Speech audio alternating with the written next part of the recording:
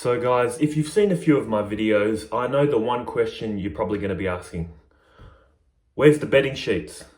Where's the pillows? Look, it's laundry day. This is the spare room and the laundry has to be done. So I know that's what you were thinking, but let's ignore that for now. No, this video isn't about the laundry. It's about the title of this video, Sex and Money. This is the world according to Sri Ramakrishna. I'm going to get into that in a moment. But first, I'd just like to shout out no one. Thank you so much for buying me a coffee. And to everyone that has bought me a coffee, again, thank you so much, guys. I am so grateful. And to you guys that constantly like and comment, again, thank you. You guys make this channel seriously. I've got a list full of ideas, but you guys with your questions and comments, beautiful. I even learn stuff. You make me see things differently too. We're students on this path together. I'm just a friend on the path. That's why I speak to you guys like this. I'm just a friend on the spiritual path. We're learning together, growing together. So thank you so much again. But the main topic of this video, sex and money, that's all the world is, according to Sri Ramakrishna. He would phrase it as women and gold. Now, to any women out there getting upset, when he would speak to women, he would call this world men and gold. Basically, he's saying this world is just lust and greed. Sri Ramakrishna wasn't against women. He devoted, his form of worship was to Mother Kali. He saw God as mother, always crying for his mother, God. Why haven't I seen you today, mother? Help me, mother. Devoted to God in the form of a woman. But he would talk about this world as women and gold. I'm just going to call it sex and money. And when you look at it, it's so true. To the men out there watching, in fact, look at my stats. 86% of my viewers are men. That's why a lot of this will be related to men. And for women too. But most of my viewers are men. So guys, look, what is this world really? What are we all seeking? As a regular person living a regular life, women and money. And if you were to strictly pick one, it's ultimately women, isn't it? Because look, I tell my partner this a lot. I tell her, literally, if this world had no women in it and it was just heterosexual men can be so dirty, lazy. Men don't care.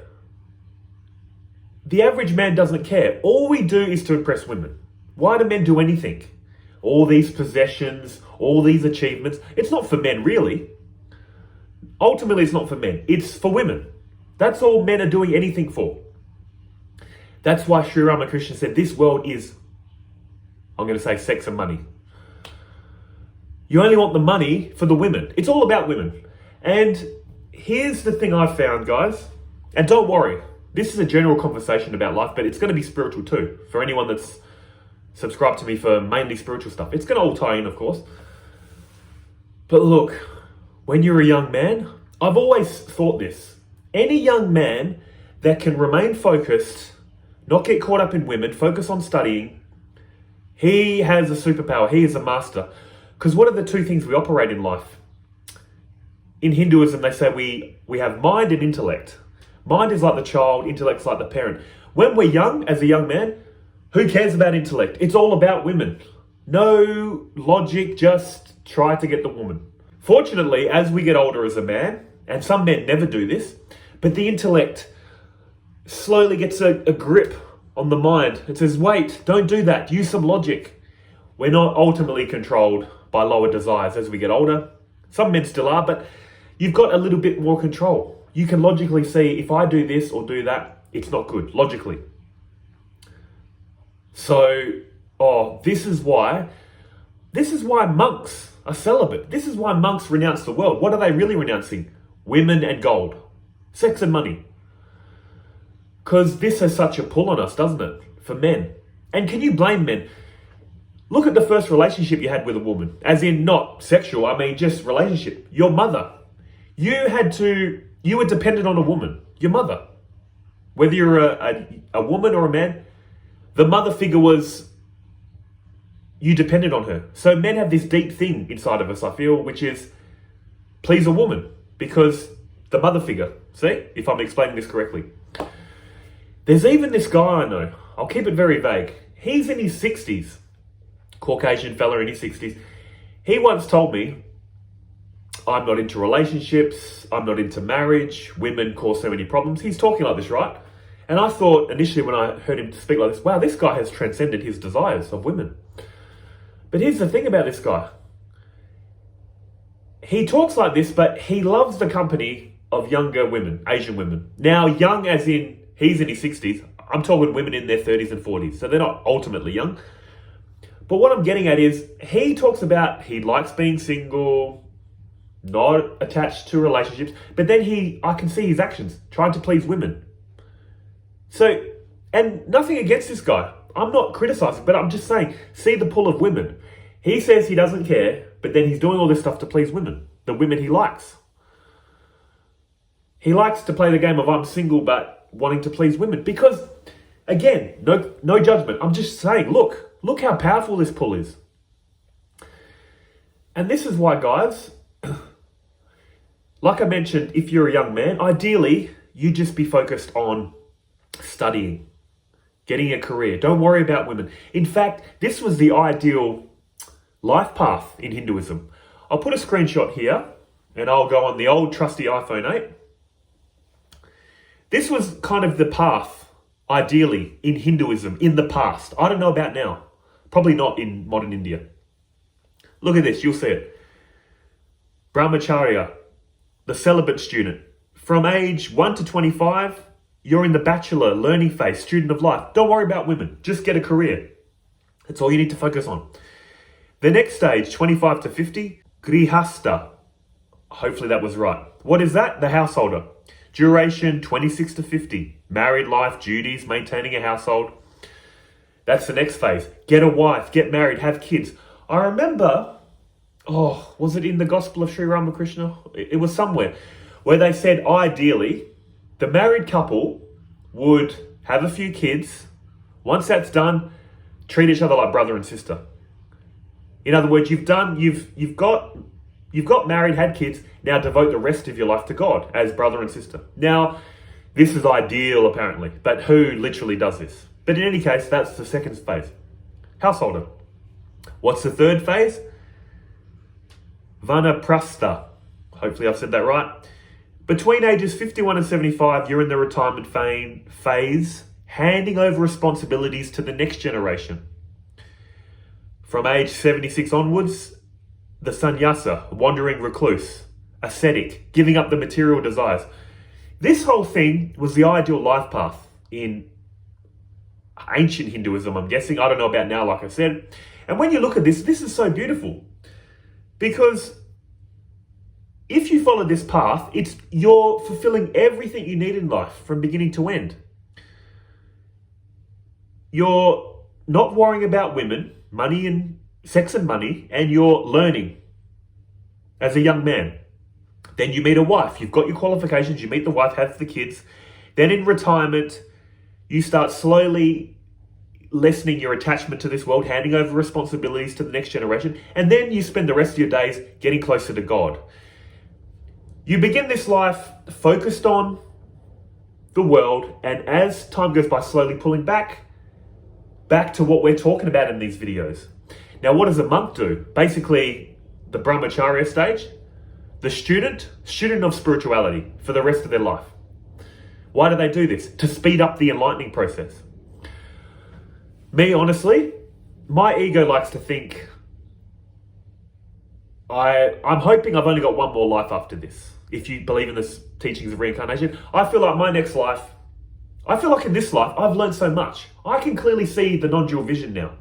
How it all ties in. I feel like next life, I'll just be a monk. My ego thinks I've only got one more life. I'll be a monk and get enlightened. But that's my ego talking. With all seriousness, I probably have 100 lives to go or more. But I'd like to think maybe one more life, next life. Because this life, it is the pull of women and money. And if you're a single guy, try and you have got nothing going for you in life yet, try to follow this path. Don't worry about women if you're a young guy. I know it's next to impossible, but spend all that time going into monk mode. Even if you're not into spirituality, just get good at something. So many people these days have got a lot of knowledge but no wisdom. And by that I mean they know so much, but they can't apply it in real life. They got a little bit knowledge here, a little bit knowledge there, jack of all trades. Devote yourself to one thing. Spend years devoting yourself to exercise, years to studying spiritual teachings, years to studying a trade, anything. In this day and age, being able to stick to one thing is such an asset. It develops wisdom, character, it makes you an expert at something, which, like I said, in this day and age is so tough. Our mind is constantly being pulled here and there. But try to follow this path if you can. Spend the first 25 or so years, or 30, however long, just getting good at something, building up your finances, building up your spiritual knowledge. If you're watching this, you're probably spiritual. And if this life is truly not for enlightenment, this is what the whole Bhagavad Gita was for. Turning all your actions into a spiritual practice. See, a lot of people think renouncing the world means running off to a cave or a monastery. No, Krishna is saying you're here to perform duties and actions. Perform your duties and actions. But I won't get too much into Karma Yoga, but the basic idea of Karma Yoga is instead of doing all these actions for me and mine, flip it and go, I'm doing this for God. This is God's world. This is God's people. I'm here as a service to God. God, God, God. You're doing the same actions, but you're devoting it to a God. This is Karma Yoga. This is the best of both worlds. You're getting things done in life, learning, raising a family. You're doing worldly stuff, but keeping God on the mind. And then eventually, at a certain point in life, if you choose to have a family, if you choose to follow this path, eventually you've spent years cultivating this knowledge of God. And it'll be so much more easier as you get older. That's why, honestly, I started all this young. Because if I spent my whole life, from now until I get elderly, thinking about the world, caught up in the world, caught up in sex and money, when I get older, I've spent my whole life has just been that. So what am I going to do in old age? See? So I've chosen, I don't believe in free will, but apparently I've chosen. Actually, no. Like I said, freedom of choice. I shouldn't be overthinking this, don't worry. I've chosen to devote middle age and onwards to spirituality. Every day, every week, month that goes by, stronger. Removing my attachment to the world and attaching it to God, while still maintaining what I need to maintain. Relationships, family, all that kind of stuff. But this is my insurance policy for old age. I just want to be at peace. Total peace and surrender at the moment when it's all over for me. That's my whole goal. And what keeps me going is, you keep doing things that you enjoy. And these teachings every day, more love, understanding, compassion, inner peace, love it. Why are we doing this? We're not meant to be doing it with a frowning face, like it's a chore. We do things that we love, and I love this. But again, guys, this world is women in gold, or if you're a woman, this world is men in gold. That's all you're getting upset about. Look at everything you're getting angry at. It's all at the root of desire. And what are the two main desires? Women in gold. You're angry because you can't get that woman. You're angry that guy got her. You're angry she broke up with you. You're angry someone's taken your money. You need that money because you want to appear rich or become rich to impress who? Women. Do you really care what men think? If there were no women around and you're heterosexual, do you care? I wouldn't care. I don't care now. But again, guys, this video is just a general conversation that turns into a rant. I hope it helps you on your spiritual path, especially with that part where they show you the stages of life, ideally. If you're a young man, ideally you'd follow this path. Don't worry about women until the age of 25. Just become good at something. There's a beautiful saying I once heard. Men conquer worlds. Men conquer the world, but women conquer men. See how it works together so beautifully? A man can achieve so much, conquer so much, but a woman that conquers a man, she is in control of him. See how this life is so funny, how it all ties in. It's so beautiful. I love it. That's why you need a sense of humor too, guys. Love, understanding, compassion to others who are suffering. Sense of humor, the best you can to this character. That's all I'm saying. As always, guys, hope it helps, and I'll see you beautiful people in the next one. Take care.